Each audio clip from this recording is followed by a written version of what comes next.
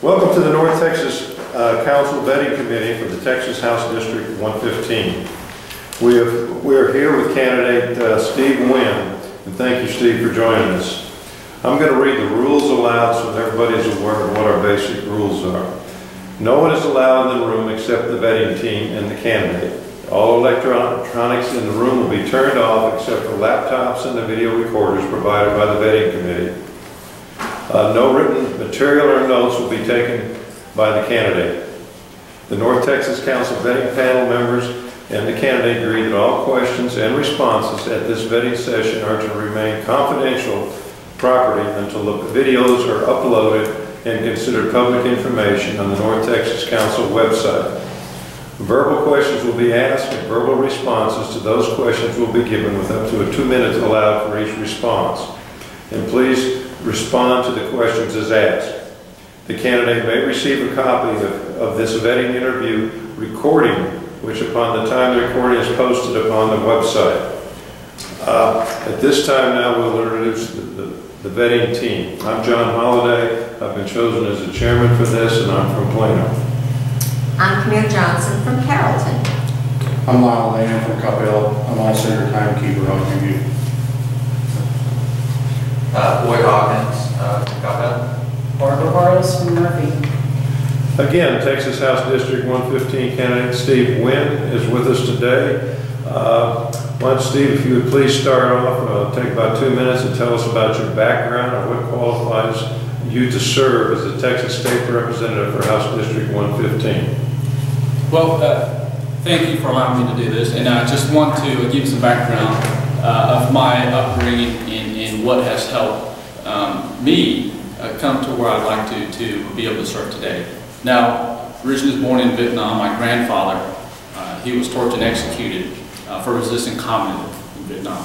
My dad was a lieutenant colonel in the South Vietnamese Army, so he fought right alongside American troops, trying to preserve freedom and liberties, the very same thing that we hold so dear today. Now, at the end of the war, we did escape Vietnam on the very last day that Saigon fell. And ironic, today's July 5th, we just celebrated July 4th yesterday. Well, that was my very first American holiday. Our family arrived in Guam, incorporated territory of the United States, and right during the ceremony time. So I think that was very ironic that I was able to arrive on U.S. soil on the day like July 4th. Now, with that background, freedom and liberty, those are things that I hold true and dear. Now, I've been very active in the Republican Party for a number of years, serving as a precinct chairman, attended the last 4 state conventions as a delegate. So I've been doing things to help promote the conservative values that I think are important to the state and the citizens. Besides that, I have served on the Governor's Health Coordinating Council, a statewide council, and also the Comptroller Business Advisory Council. I think those perspectives, along with doing things to help promote grassroots activism and conservative values that I think are important. So with the background again, where I recognize that freedom and liberties are not free, it's something that requires some sacrifice and hard work. I think it gives me a perspective on things that I think are required. Well, thank you very much. We're now going to begin the questioning. You'll have up to 2 minutes to answer each of the questions. And again, Lyle is your timekeeper, and Lyle will start with the first question. First section, our questions are about Affordable Health Care Act, aka ACA or ObamaCare. And the first question is, have you ever supported or lobbied for this legislation? Absolutely not. I've always been against ObamaCare from day one, from the original version. I've never lobbied any members of Congress for it. As a matter of fact, as a healthcare provider myself, I recognize that this overreach, this government overreach into healthcare is a bad thing. The government has not done a good job with many things that it takes over, healthcare included.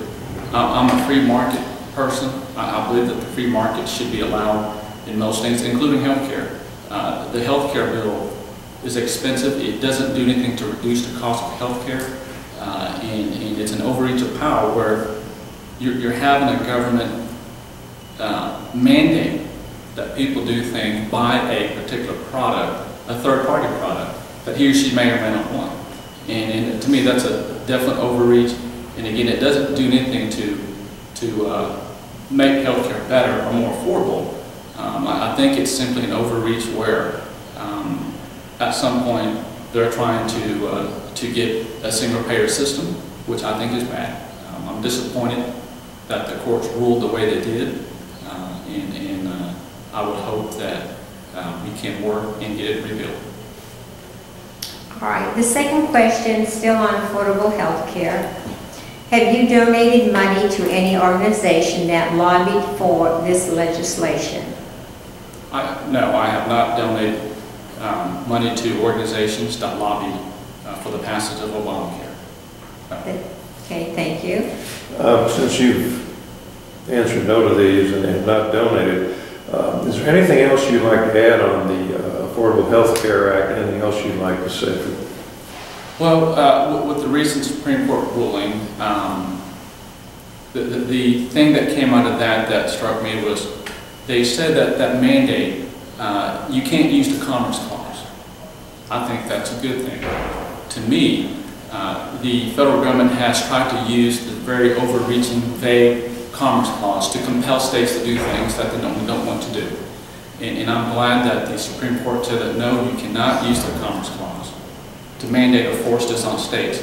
Now, the majority ruling classified this as a tax. If you didn't participate in this mandate, it would be a tax. Now, it's my hope that we capture the White House or reclaim the White House in at least a 51-member majority in the Senate. Because from my understanding, under budget reconciliation, we can stop this mandate rather than requiring the 60 votes to overrule filibusters and to end debate in the Senate. So again, I'm extremely disappointed that it was upheld because I do believe it's unconstitutional and the whole law should have been thrown out. But I think now that it's been ruled this way, it's important for all of us to work even harder to be sure that we can have the White House and enough members in the Senate to stop this. Thank you, Blau. Fourth question, what legislation would you propose to protect the citizens of Texas? Once again, we're talking about Obamacare. Well, I think first, we may want to consider not opting into Medicaid. The expansion of Medicaid is expected, they say, between 1.5 and 1.8 more million recipients in Texas. And under long term, Texas will have some financial impact and responsibility for those. And now that we may not have to and risk losing the rest of our Medicaid allocation, that would be something that you could look at.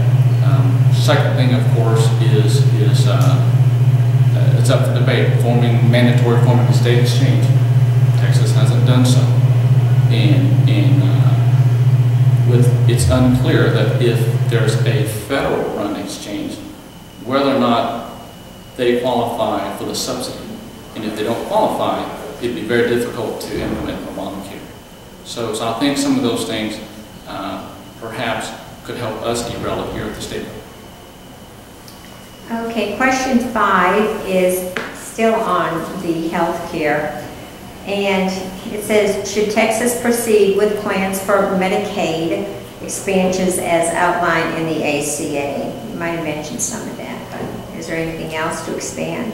No, I think that we need to look at that to be sure that we don't do anything that we don't necessarily have to do and still allow the state to do the thing that it's doing now with the Medicaid system.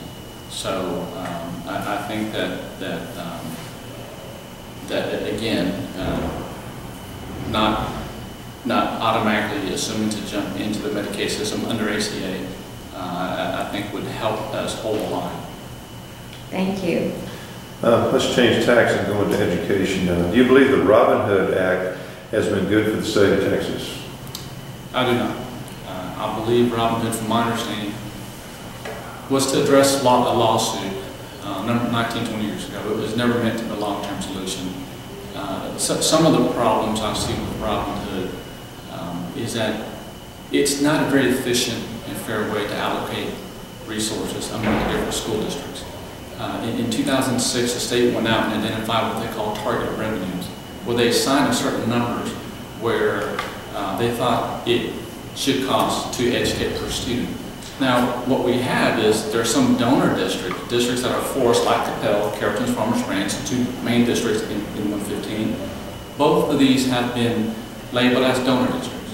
And so they are forced to send money to districts, sometimes recipients district, that spend more per student than Capel and Carrollton Farmers Branch. And we don't have a good mechanism to compel these recipient districts that are not doing a good job, not only with educating the students, but also with using the dollars fiscally in a responsible manner.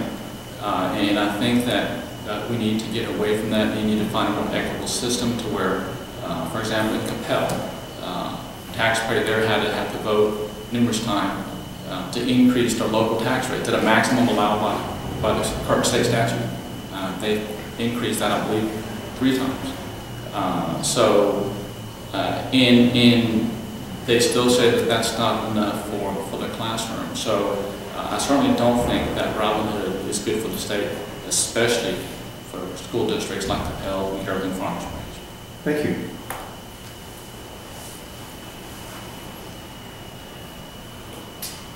Again, on education, what plan do you offer as an alternative to the Robin Hood program? Well, I think, education is something that we definitely agree is vital, because we have to have an educated workforce and citizenry for the best interest for the state. Now, I think that when we get back to school funding, we need to get back to the basics where we're funding schools fairly and develop a system where we think there's a certain requirements for the districts and students and leave it as such. And if it may be a mix of different taxes, I certainly don't think we need more taxes. I think that we need to be more efficient in education, and if that means allowing the dollars to follow the students so that they're able to go to other campuses that are performing better. I believe that charter schools and open enrollment promotes competition. And whether it's education, healthcare, selling tires, I think competition brings out the best performance, and you typically get a better product for a lower cost. All right, question 8, still on education. Should bilingual be used in public schools? When my family and I landed in Guam in '75, we didn't speak a lick of English. And we certainly didn't have bilingual education. And I think that when you come to the States, you need to recognize that America is not just a place, it's a way of life. And that means learn our language, culture, and a rule of law. So I think that by promoting something other than English in our public schools is not the right course. I think, as a matter of fact, if you're allowing someone the ability to not learn English, I think you're creating a disservice to that student, because in the workforce, even in international, English is the language that's shared. So right here at home, I just don't see why English should not be or primary language in our main language in school. Thank you. Let's change the topic to immigration. What should Texas do about immigration? Well, I think that a couple of sessions ago, the state legislature appropriated about $100 million to use as grants for law enforcement agencies along the border to help strengthen border security. I think that with immigration, we all recognize that the federal government should be the one to enforce immigration laws and also secure our borders. But if Texas has the ability to do that, if we can do something to increase law enforcement on the board, that's great. Second thing, E-Verify. We all recognize that many immigrants come to the States for work, and there are some employers who purposely exploit this. And E-Verify is a system that's readily available. As a matter of fact, we do it at my office. It's a voluntary basis, it's not mandatory, but it's something that we do because we think it's something that should be done. It's not a complicated procedure. You apply, and your office will take a test online to show that you understand the rules. And when someone applies for work, you simply run the test, and it will tell you whether or not this person is a citizen. If it's not a citizen, what kind of work status he or she has, and when that work status expires. So that's a system that's in place today. There is not a really compelling good reason why Texas businesses are not doing that today. Thank you. We're still on the topic of immigration. What legislation do you plan to introduce regarding immigration? Well, I guess I got a little ahead of myself. I think specifically E-Verify would be a good place to start. All right, question 11, immigration also. Should sanctuary cities be allowed? No, I believe we passed, or sanctuary, we have a sanctuary city bill, and I do not think that cities should be able to prohibit, the police force or folks from checking the status on folks who they think if they committed a criminal act, and we have good reason to believe that they're not here legally, I believe law enforcement should be allowed to verify their status. Thank you. Okay, let's change topics again. Should Texas pursue nullification to scale back the federal encroachment on states? Well, I think that any chance we get to increase our sovereignty certainly is a good thing. With federal laws and agency that, like for example, ObamaCare, in certain EPA rules and guidelines, I think that when they're encroaching onto the state's sovereignty, we should do what we can to defend and fight back, push back against those things.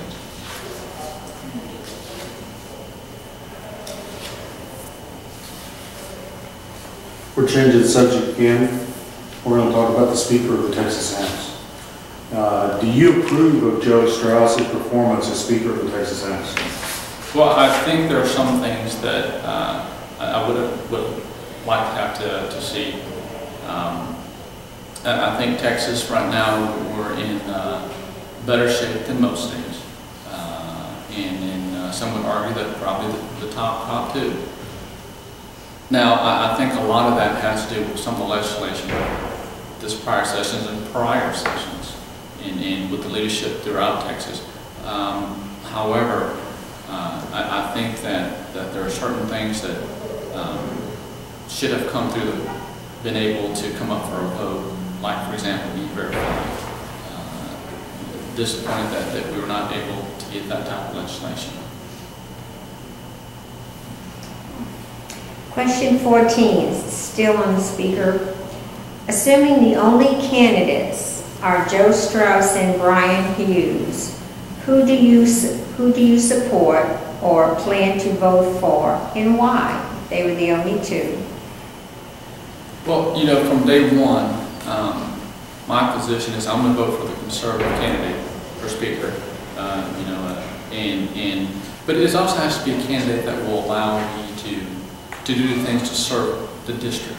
Because I believe, as a representative for 115, my main purpose needs to be to serve the constituents of 115. So it's got to be, to me, a conservative and a person that's going to allow me to serve the district in the best capacity I can. Now, quite frankly, I haven't supported either one of these. I haven't met and discussed and I don't intend to. I'm not going to, at this point, get involved in somebody else's race when we should be concentrating on 115. But I tell you that I like to see a conservative person that can move more conservative legislation than we've had in the last couple of sessions. Thank you. Next question is, what is your understanding of the Texas Code 302.032, which is relates to pledge cards, and the title is legislative bribery, and it spells out what these pledge cards are that Joe Strauss uses. What is your opinion, and would you sign one? I absolutely would not sign a pledge card. I would not give an oral pledge to that. And I just think that those type of things, you know, you're supposed to, as a representative government, we're supposed to deliberate and make the right decisions that's best for our district and our constituents. Doing something like that in advance, I think is wrong. And I think that especially when someone that's going to be in a leadership position, if they're going to require that, I think that's wrong too. That's not something that someone who's in leadership should be asking of its members. Thank you. We're going to change topics again. We're going to talk about legislative performance as opposed to speaker limits. How would you grade the 82nd legislative session for conservative values? Well, we had a number of bills that passed that I thought was a good start. And we had the sonogram bill. Hopefully the courts would allow us to let the law go into effect. We also had voter ID. And I think that was good legislation. Now, we balanced the budget, but to me, not in a real transparent manner. I was a little disappointed because I think part of being conservative is to have some transparency, have lots of transparency when it comes to these issues. We underappropriated Medicaid services by around $4.5 to $5 billion. We appropriate for 18 months rather than 24, knowing that is an entitlement program, and the patients are still going to get seen, and the state's going to have to hold money for it. In the upcoming session, we accelerated motor fuel collection from January 13 to December 2012, and we delayed school payments from 2012 into January 2013, just to make the budget balanced. That is not something that I would advocate or support. I think that we absolutely need to be sure that we balance the budget in a transparent manner. Sanctuary City is still up there, and of course, E-Verify, and I'd like to see that come up for a vote. All right, still on legislative. Number 17 is, what is the most pressing issue for the 83rd legislative session? I think there are a few things that are pressing. For sure, we need to keep our economic climate very competitive like it is now. And what I mean by that is that we need to be sure that the regulations that we have on small business owners and then the taxes that we have, that we need to hold the line on those things. You know, I'm a small business owner myself, and in 14 years now, I've run my clinic. And also my service with the Comptroller Business Advisory Council, it shows clearly that the economic climate is something that drives many things in the state, and I think that's a priority issue.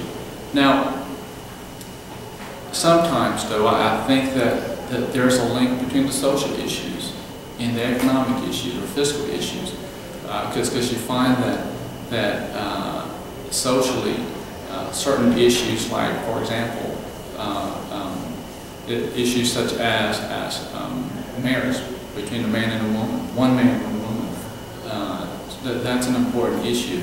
We find that when you have kids that are out of that family unit, oftentimes they too follow the path and have the same challenges and sometimes have some requirements for the state to help. So there is a fiscal impact to that. So you know, education, we mentioned, is something that's going to be vital because of the lawsuits that are in place now. We have to find a constitutional, fair, effective, and efficient manner to fund schools. Healthcare, it causes a crisis. That's about $51 billion that the state spends per biennium. You know, with Obamacare on the horizon, whether we repeal it or it starts to come online, healthcare has to be addressed, and I think my background in healthcare would help. Thank you. Next question, same legislative performance topic. What can you, as a freshman, do to most impact the performance of the 83rd legislative session? I think that I can be most effective by doing the hard work. Just like throughout my life, I've been a student, and I think that I will work to learn the bills and its implication, and I would like to be able to become someone that's respected as far as certain issues, and I would like to be able to use that to convince other lawmakers of issues that are right for the state. So I recognize and understand that some senior members may have more influence based on committee assignments and whatnot. But what I've noticed in the last 3 sessions, when I watch people in committee hearings or on the House floor vote, there are certain members that other members, before an important vote, come to their desk. And I think those are members that are well respected by their peers because they've proven that they understand the issues and are able to articulate them. My goal is to be one of those members. Being a freshman or not, I hope that I would be able to convince other members to do the right thing for the state and benefit our district. Thank you. We're going to switch gears again. Campaign operations and finance is the general category. First question, what individuals or groups have contributed significantly to your campaign? Well, for my campaign, the optometry group in Texas, which I'm a member of, have been very generous with their support. Now, and I think there's a reason for that. I've been in leadership in that group for a number of years, served on their state association to help other doctors and their patients. So I've lectured on how to run businesses, how to care for patients. I volunteer for the university, serve on nonprofits to help fundraising for research and scholarship, and receive awards from the national, state, and the university for my volunteer work. So I think that since I know these individuals for being so involved for a long time, I know them personally, and I believe that's one reason that they've supported me, because they've seen that I've given up my time to make sure that to help them run their business and take care of their patients. Now, second thing is that most optometrists, the vast majority of them, are small business owners. And as small business owners, they care about the very same thing as other business owners, that less taxes and less regulations. Franchise tax impacts eye doctors just like any other business owners, and they understand where I stand on those things. And lastly, I think that if you're a leader in your industry, whether it's engineering or eye care, if you're a leader in that community, I think folks would support you. All right. Still on campaign operations and finances. Question 20. What are those entities proposing for legislation or actions on your part from the previous question? Those entities or that entity has proposed zero legislation or asked for anything on my part. Zero. Thank you. Does your financial / grassroots support come primarily from any particular sector? Where are you getting most of your finances from? Well, the largest, the biggest chunk of it has come from my friends and colleagues, fellow eye doctors, and also the state group. the bulk of it has been from individual doctors that I know in the state group.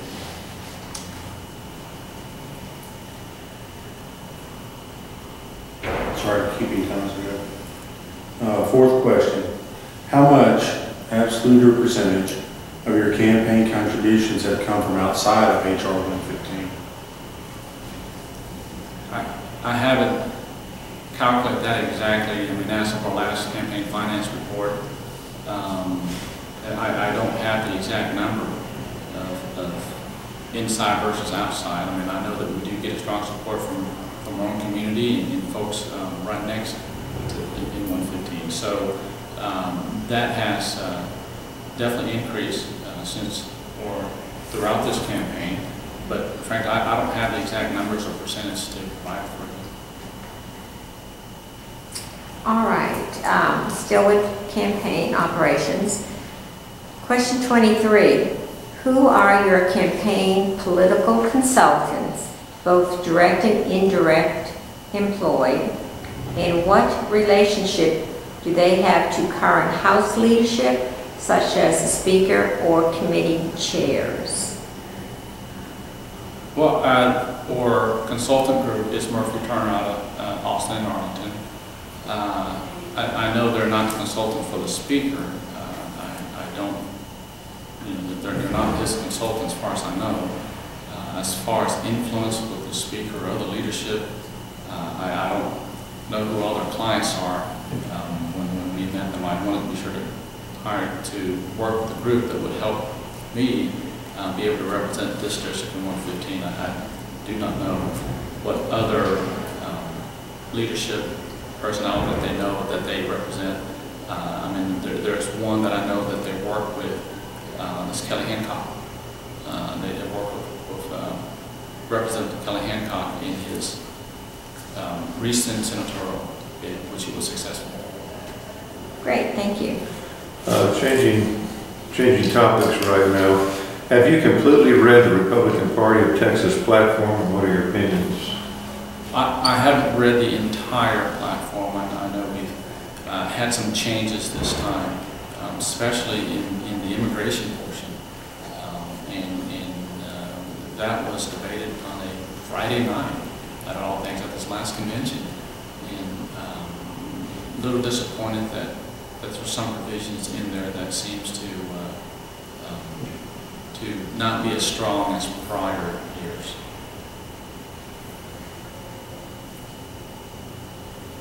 Okay.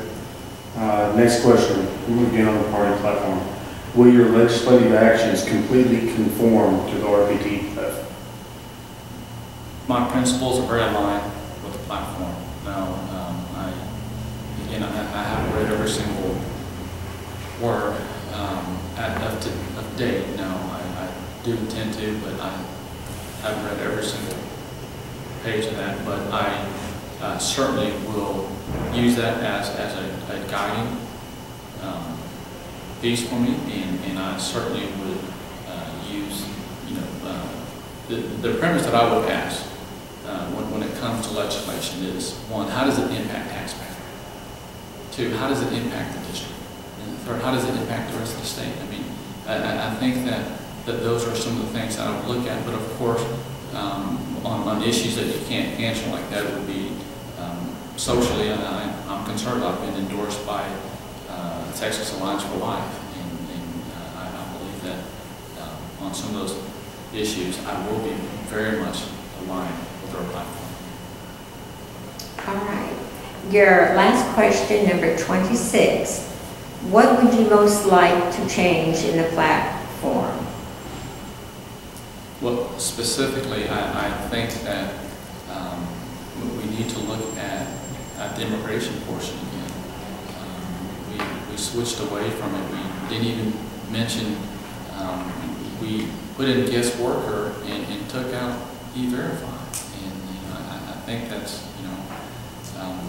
something that's important to Texas as a bordering state. We need to do things that are, on most issues, I think we're in the platform, taxes-wise, we understand and we agree on those things. school-wise, school choice and having competition in education. Those are good things. Using health dollar wisely, trying to use more managed care group to save Medicaid dollars, trying to get federal waivers so that Texas can operate its healthcare as with the block grant, so we can do what we know is best. So I think those are good things, but again, the part that I think that I've read that seems out of line or that could be improved, it seems to be on immigration. Thank you. I want to thank you, Steve, for your time, your answers and responses, and this will conclude our videotaping.